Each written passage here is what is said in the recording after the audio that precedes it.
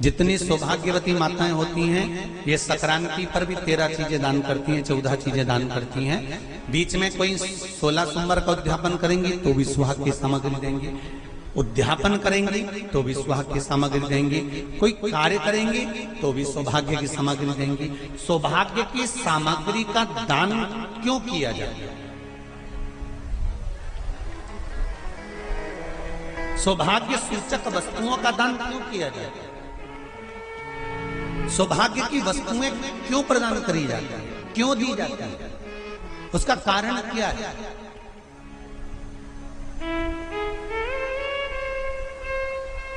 क्यों देते हैं?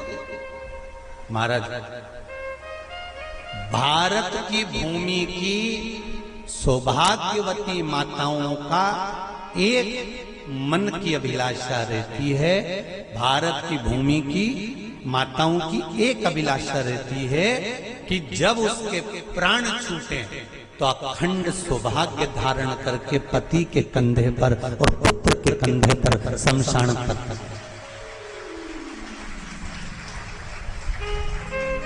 ये भारत की भूमि की माताओं की सोच है, उनके मन का संकल्प, उनके मन का भाव। और विदेश की माताओं का क्या संकल्प होता है? महाराज, भारत का एक संत विदेश गया और भारत के संत जब विदेश गए तो वहां पर एक मां, एक स्त्री पति की कब्र के पास में बैठकर पंखा कर रही थी। भारत के संत को बड़ा दुख हुआ, देखो हमारे यहाँ की माताएं तो पति के साथ सती हो जाती हैं, हमारे भारत की भूमि की माताएं तो पति के साथ सती हो जाती हैं, पर ये तो विदेश की माताएं तो भारत की माता से भी बढ़कर है कि पति मर गया, कब्र के अंदर है तो भी पंखा कर रही हैं। ये तो इनसे भी बड़ी है, भारत की माता से भी बड़ी ये विदेश की माता। तो भारत के संत से रहा नहीं गया और भारत के संत ने जाकर पूछ लिया विदेश की माता से, माँ जी एक बात बताओ, हमारे यहाँ पति के साथ पत्नी सती हो जाती है, वो प्रथम गिनती में आती है, पर तुम तो उससे भी बड़ी हो कि पति मर गया उसके बाद भी उसकी कब्र को पंखा कर रही हो।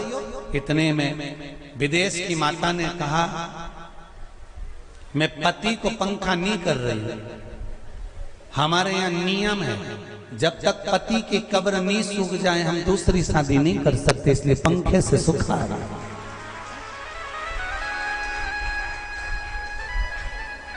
इसलिए पंखे से सुखा रही नहीं। मेरे भारत की माताओं में और विदेश की माताओं में अंतर है साहब। मेरे भारत की माताएं अखंड सौभाग्य की वस्तुएं धारण कर कर अपने आप को गौरवान्वितता महसूस करती हैं और विदेश की माताएं ये सब वस्तुएं उतार कर गौरवान्वितता महसूस करती हैं।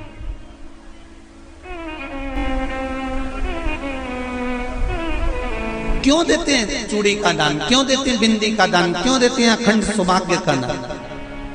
किस महाराज,